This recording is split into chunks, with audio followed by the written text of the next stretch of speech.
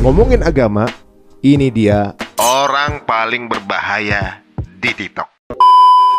Islam itu ya namanya saja yang sudah dinubuatkan dalam kitab-kitab mereka.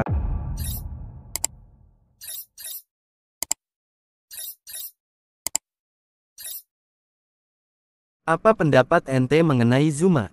Oh, si Ari untung labeli dia orang paling ditakuti di TikTok. Ngomongin agama, ini dia Orang paling berbahaya di TikTok. Iya, apa pendapat ente? Itu kan framing Ari Untung, dia muji Bang Kipli biar senang. Itu hal biasa dalam entertainment. Tapi ada hal yang saya mau tanggapi mengenai kutipannya dari Alkitab. Oh iya, coba kita simak ulang penyataannya. Baik, mari kita simak. Islam itu ya namanya saja yang sudah dinubuatkan dalam kitab-kitab mereka. Misalnya dalam kitab Yeremia 28, 29, Ulangan 18, bagaimana Tuhan yang memperkenalkan diri kepada Abraham, Ishak dan Yakub, mengatakan bahwa aku tahu rancangan-rancanganku tentang anak keturunan Adam, yaitu rancangan damai sejahtera. Rancangan damai sejahtera dalam bahasa Ibrani kan Salom, bahasa Arab salam. Islam, damai sejahtera. Berarti Allah sudah merancang kemudian adanya satu aspek pembenar kehidupan manusia yang berpola aturan hukum yang sifatnya kemudian larangan, perintah. Nah, itulah Al-Quran. Apa tanggapan ente? Bang Kipli mengklaim bahwa Yeremia 28 dan 29, secara khusus Muslim sering memakai Yeremia 28 ayat 9, Yeremia 29 ayat 11, dan Ulangan 18 khususnya ayat 18 meramalkan Islam dan Nabi Muhammad. Muslim sering berfokus pada makna teks tersebut secara harfiah dan mencoba mengaitkannya dengan kemunculan Muhammad. Bukankah itu benar? Makanya, mari kita bahas klaim ini secara lebih mendalam. Pertama, mengenai Yeremia 28 ayat 9. Ayat ini berbunyi, tetapi mengenai seorang nabi yang bernubuat tentang damai sejahtera, maka apabila nubuat nabi itu terjadi, barulah diketahui bahwa nabi itu benar-benar diutus oleh Tuhan. Bang Kipli dan Muslim mungkin melihat ayat ini sebagai bukti bahwa jika seseorang membawa pesan damai, dan pesan tersebut terbukti benar, maka ia adalah nabi yang diutus Tuhan. Muslim mungkin berargumen bahwa Muhammad membawa pesan tentang kedamaian dalam Islam, dan karena itu, ayat ini mengacu pada dirinya. Namun, dalam konteks Kristen, Yeremia 28 berbicara tentang konfrontasi antara Nabi Yeremia dan Hananya, seorang nabi palsu. Konteks ayat ini adalah pengujian terhadap nabi yang menyatakan damai sejahtera, yang nubuatannya hanya bisa dibuktikan jika terjadi. Yeremia menyatakan bahwa nubuat damai dari Hananya adalah salah, dan hal ini terbukti ketika Hananya meninggal. Tidak ada hubungan langsung antara ayat ini dan Muhammad dari sudut pandang teologis Kristen, karena ini adalah penilaian konteks spesifik saat itu, bukan prediksi tentang nabi di masa depan.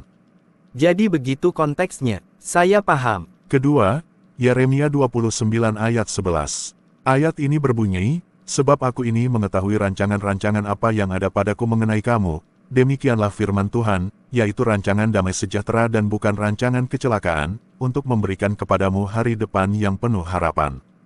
Klaim Bang Zuma dan Muslim berfokus pada rancangan damai sejahtera, yang dinyatakan oleh Tuhan, yang menurut mereka mengacu pada kedatangan Islam sebagai agama damai yang memberikan harapan.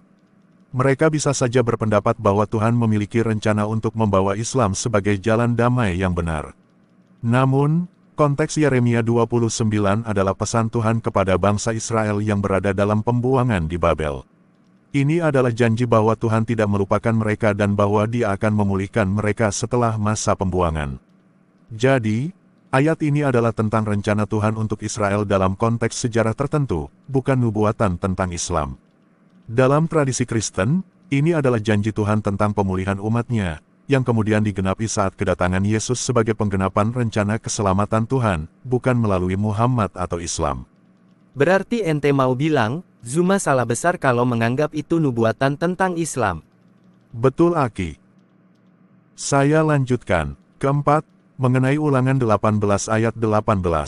Seperti yang disebutkan sebelumnya, Ulangan 18 ayat 18 sering digunakan untuk mengklaim bahwa nabi yang dimaksud adalah Muhammad. Seorang nabi akan kubangkitkan bagi mereka dari antara saudara mereka, seperti engkau ini, aku akan menaruh firmanku dalam mulutnya, dan ia akan mengatakan kepada mereka segala yang kuperintahkan kepadanya. Bang Zuma dan beberapa Muslim menafsirkan bahwa saudara mereka merujuk pada keturunan Ismail, yang dianggap sebagai saudara jauh dari keturunan Ishak bangsa Israel. Mereka menganggap bahwa karena Muhammad berasal dari keturunan Ismail, nubuatan ini mengacu pada dirinya. Namun, perspektif teologi Kristen mengajarkan bahwa konteks ini berbicara tentang bangsa Israel dan nabi-nabi yang akan muncul dari mereka. Dan dalam terang perjanjian baru, umat Kristen percaya bahwa nubuatan ini digenapi dalam diri Yesus Kristus.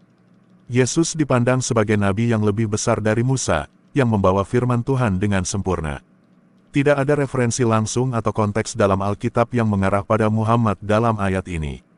Jadi, ente maksud secara keseluruhan, klaim bahwa Yeremia 28 ayat 9, Yeremia 29 ayat 11, dan Ulangan 18 ayat 18 meramalkan kedatangan Islam atau Muhammad tidak didukung oleh konteks teologis Alkitab. Benar Aki, ayat-ayat ini dalam konteks aslinya berfokus pada isu-isu yang berhubungan dengan sejarah Israel dan pemenuhan janji Tuhan kepada mereka. Nubuatan mengenai seorang nabi dalam Ulangan 18 dipahami dalam tradisi Kristen digenapi dalam Yesus Kristus, bukan Muhammad.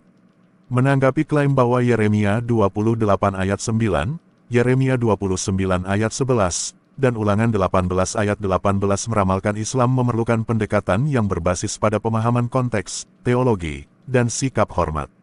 Dengan cara ini, kita dapat berkomunikasi dengan lebih efektif dan memberikan wawasan yang mungkin membawa kepada pemahaman yang lebih dalam tentang perbedaan antara keyakinan Kristen dan Muslim. Saya menantang Bang Kipli dan umat Muslim untuk menunjukkan bukti yang mendukung klaim bahwa Yeremia 28 ayat 9 dan Yeremia 29 ayat 11 mengacu pada Muhammad. Jika tidak, mari kita diskusikan bukti dan argumen yang mendukung pandangan Kristen tentang nubuatan ini. Jangan suka cocokologi. Silahkan Anda lihat beberapa literatur teologi yang menjelaskan nubuatan ini dalam konteks perjanjian lama dan bagaimana Kristen memandangnya. Jika Muslim merasa bahwa nubuat-nubuat ini memang merujuk kepada Muhammad, saya minta Muslim untuk menjelaskan bagaimana interpretasi tersebut dapat dipertahankan dalam konteks teks yang lebih luas.